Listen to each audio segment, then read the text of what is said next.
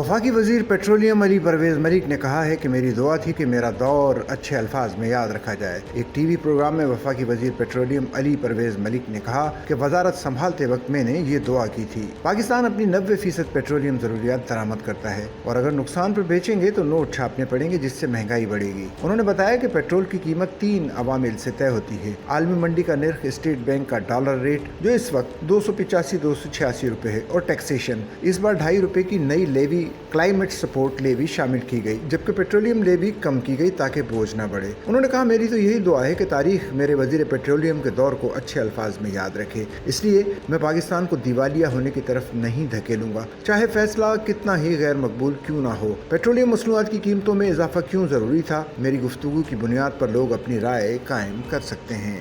Sachal news network की videos में खुश आमदेद। नाजरीन, वीडियो से मुतालिक अपनी कीमती राय का इजहार कमेंट बॉक्स में ज़रूर करें और चैनल को सब्सक्राइब करें।